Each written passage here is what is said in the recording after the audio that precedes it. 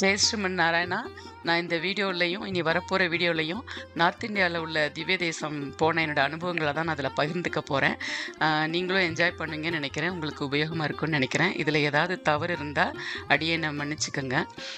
நாங்கள் செப்டம்பர் மாதம் போன வருஷம் 2024 கிளம்பி போனோம். இங்கே LAX லாஸ் ஏஞ்சலஸ்லேருந்து டெல்லிக்கு நாங்கள் ஃப்ளைட் புக் பண்ணியிருந்தோம், எமிரேட்ஸ். அதில் கிளம்பி போனோம். ஆன் டைமுக்கு எல்லாமே எங்களுக்கு ஃப்ளைட்டு எல்லாம் இருந்தது. துபாய் போய் கனெக்ஷன் எல்லாமே ஆன் டைமுக்கு இருந்தது. அங்கே போய் டெல்லி ஏர்போர்ட்டில் போய் இறங்கினோடனே எங்களை வந்து அங்கே இருக்க ட்ராவலர்ஸில் இருக்க டிரைவர் வந்து கரெக்டாக அந்த டைமுக்கு வந்து பிக்கப் பண்ணார். நாங்கள் முந்தின நாள் இங்கே கிளம்புறதுக்கு முந்தின நாள் எங்களுக்கு ஏகாதசி இருந்ததுனால அந்த ஏகாதசி ஃபாஸ்டிங் பண்ணிவிட்டு போனது, ட்ராவலில் சரியாக தூங்காதது எல்லாமே எங்களுக்கு ரொம்ப டயர்டாக இருந்தது. அந்த எக்ஸைட்மெண்ட் வேறு இருந்தது. எப்படி நம்ம திவ்ய தேசம் எல்லாத்தையும் நம்ம பிளான் பண்ணபடி, நார்த் இந்தியாவில் உள்ள எல்லா திவ்ய தேசமும் எப்படி பிளான் பண்ணபடி கவர் பண்ண போகிறோம் அப்படிங்கிற ஒரு எக்ஸைட்மெண்ட் இருந்தது. சவுத் இந்தியாவில் உள்ள திவ்ய தேசமும் முக்திநாத்தில் இருக்க திவ்ய தேசமும் ஆல்ரெடி நாங்கள் சேவிச்சாச்சு அந்த பெருமாளை. ஸோ நார்த் இந்தியாவில் உள்ள திவ்ய தேசங்கள் சில திவ்ய தேசங்கள் தவிர நிறைய திவ்ய தேசங்கள் நாங்கள் சேவிக்க வேண்டியிருந்தது. ஸோ அது எல்லாத்தையும் இந்த ட்ரிப்பில் சேவித்து முடிச்சிடணும் அப்படிங்கிற ஒரு ஆர்வத்தோடு எங்கள் ஆச்சாரியர்கிட்ட பிளஸ்ஸிங்ஸ் வாங்கிட்டு நாங்கள் கிளம்பி போனோம்.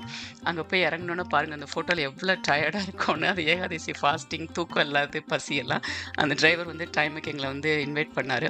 ஸோ கிளம்பி போகிற வழியில் ஒரு வெஜிடேரியன் ரெஸ்டாரண்ட் இருக்குது அப்படின்னு சொன்னார். எங்களுக்கு சாப்பிடலாம் தோணலை. முதல்ல போயிட்டு அந்த தேவப்பிரயாக் நதியில் ஸ்நானம் பண்ணணும், பெருமாளை சேவிக்கணும், அது மட்டுமே எங்கள் மனதில் இருந்தது. அவர் மட்டும் நடுவில் வந்துட்டு ஒரு ரெஸ்டாரண்ட்டில் நிறுத்தி இந்த ரெஸ்டாரண்ட்டில் வெஜிடேரியன் நல்லாயிருக்குன்னு சொல்லி அவர் சாப்பிட்டார். நாங்கள் எதுவும் சாப்பிடலை. திருப்பி எங்கள் பயணத்தை தொடர்ந்தோம் நாங்கள்.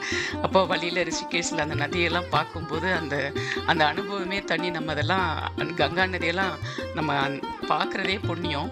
ஸோ வர வழியில் நாங்கள் ஸ்நானம் பண்ணிக்கலாம், முதல்ல நாங்கள் தேவப்பிரயாக் போயிடுவோம் அப்படின்னு சொல்லிட்டு எங்களோட கவனம் அதில் தான் இருந்தது. வழியில் வந்துட்டு நம்ம அந்த தேவப்பிரயாக் போகிறதுக்கு முன்னாடி நம்ம வந்துட்டு உத்தரகாண்ட் அந்த கவர்மெண்ட்டோட பெர்மிஷன், நம்ம அந்த சார்தாம் யாத்திராவுக்கு வந்துட்டு நம்ம ரெஜிஸ்ட்ரேஷன் பண்ணிடணும் ஆன்லைனில். அது நாங்கள் இங்கேருந்தே ஆன்லைனில் பண்ணி போயிட்டோம். நீங்கள் நேராக போய் பண்ணுறனாலும் பண்ணலாம். ஸோ ஆன்லைனில் பண்ண அந்த லெட்டரை எடுத்துக்கொண்டு போய் வழியில் வந்துட்டு அந்த ஆஃபீஸில் காமிக்கிறதுக்காக டிரைவர் கொஞ்சம் நேரம் நிறுத்தியிருந்தார். அப்போது ஒரு பையன் ஓடி வந்து என்ன பண்ணால், செல்ஃபோன் கவர் வந்து வாங்கிக்கிறீங்களா அப்படின்னு சொல்லி எங்ககிட்ட வந்து கேட்டுட்டு இருந்தான். அப்போ ரொம்ப டயர்டு, கண்ணு கூட திறக்க முடியல, அவ்வளோ டயர்டாக இருந்தது. பட் இருந்தாலும் அந்த பையனை பார்க்க ரொம்ப பாவமாக இருந்தது. எங்களுக்கு செல்ஃபோன் கவர் வேண்டாமே அப்படின்னு சொன்னோன்னே அவன் ரொம்ப சோர்ந்து போய் அங்கே ஒரு கல்லில் போய் உட்காந்தான். அவனை பார்க்க எனக்கு ரொம்ப மனசு கஷ்டமாயிடுச்சு. அப்புறம் அவனை கூப்பிட்டு அவனுக்கு பணம் கொடுத்தேன். அவன் உடனே ரொம்ப ஆர்வமாக எத்தனை செல்ஃபோன் கவர் வேணும் அப்படின்னு கேட்டான். இல்லைப்பா, கவர் எங்ககிட்ட இருக்குது, நீ பணத்தை வச்சுக்கோ அப்படின்னோடனே அவனுக்கு அவ்வளோ ஒரு ஆனந்தம், அவ்வளோ ஒரு மகிழ்ச்சியோட தேங்க்யூ ஸோ மச் அப்படின்னா. ஒரு ஏழை சிறுவனை திருப்திப்படுத்தின மனநிறைவோட எங்களோட பயணத்தை நாங்கள் தொடர்ந்தோம். அங்கே போய் கரெக்டாக நாங்கள் தேவப்பிரயாக் அந்த இதில் போய் அந்த ரோட்டு மேலே நிறுத்தினா அங்கே படி ரொம்ப பள்ளத்தில் போயிட்டு இருந்தது. நாங்கள் அங்கே இறங்கி அங்கே போய் பெருமாளை சேவிக்கிறதுக்கு எங்களுக்கு தெம்பு நீ தான் கொடுக்கணும். ஏன்னா ஒன்றுமே நாங்கள் சாப்பிடல, தண்ணி கூட குடிக்கல, டீ கூட குடிக்கல, ரொம்ப டயர்டாக இருந்தது. இருந்தால் கூட பெருமாள் நாமத்தை சொல்லிக்கிட்டே அப்படியே நாங்கள் அந்த ரோட்லேருந்து அந்த கீழே ரொம்ப டீப்பாக போணுச்சு அந்த படி. 2 பக்கம் சின்ன சின்ன வீடுகள்லாம் இருந்தது.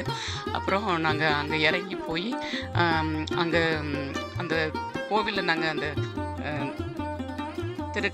கண்டமெனும் கடிநகரம் அந்த கோயில்கிட்ட போய் ஸ்ரீ ராமச்சந்திரமூர்த்தி சன்னிதானத்துக்கு முன்னாடி நாங்கள் நின்னோம். அப்போ அங்கேருந்து இன்னும் பள்ளத்தில் ஆழமாக அங்கே போனீங்கன்னா நீங்கள் வந்து அந்த தேவப்பிரயாக் நதி சங்கமம் அங்கே போயிட்டு நீங்கள் ஸ்நானம் பண்ணலாம், பண்ணிவிட்டு அதுக்கப்புறம் வந்து இங்கே பெருமாளை சேவிக்கலாம் அப்படின்னு சொன்னாங்க. ஸோ சரின்னு சொல்லிவிட்டு நாங்கள் மாற்று துணியெல்லாம் எடுத்து வச்சுருந்தோம். எடுத்துக்கிட்டு அந்த படியில் எப்படியோ மெதுவாக இறங்கி போனோம். வழியில் அங்கே நம்ம கீழே போனால் அங்கே கடைகள்லாம் இருக்குது. அந்த கடைகளில் நமக்கு வேணுங்கிற நம்ம பூஜை சாமான்கள்லாம் அங்கே நிறைய வச்சுருந்தாங்க. அதே போல் அந்த நதி தீர்த்தமும் நம்ம எடுத்துகிட்டு வர்றதுக்கு நிறைய பாட்டில்ஸும் அங்கே வச்சுருந்தாங்க. நான் இங்கேருந்து கிளம்பும்போதே சின்ன சின்ன பாட்டில் ஒரு 15 பாட்டில் கிட்ட எடுத்து வச்சுட்டேன், பிளாஸ்டிக் பாட்டில். அது வந்து நம்ம ஏன்னா நடுவுல டொமஸ்டிக் ஃப்ளைட்லலாம் நம்ம ஏற வேண்டியிருக்கும். பெரிய பாட்டில் எடுத்துகிட்டு போக முடியாது. முக்திநாத் போய் தீர்த்தம் எடுத்துகிட்டு வந்த மாதிரி முடியாது அப்படின்ற காரணத்தினால சின்ன சின்ன பாட்டிலில் வந்து நான் எடுத்துகிட்டு போயிருந்தேன். ஸோ அதில் ஒரு பாட்டில் எடுத்துகிட்டு போயிருந்தேன். எடுத்துகிட்டு போய் அதில் ஸ்நானம் பண்ணி தீர்த்தம் எடுக்கிறதுக்காக எடுத்துகிட்டு போயிருந்தேன். வழியில் போகும்போது அந்த ஃப்ரெஷ் ஏர், அந்த நதியோட அந்த சத்தம், அது எல்லாமே ஒரு நம்மளை எனர்ஜைஸ் பண்ணி கொண்டு போய் அங்கே சேர்த்தது. என்னுடைய பயண அனுபவம் தொடரும். ஜெயஸ்ரீமன் நாராயணன்.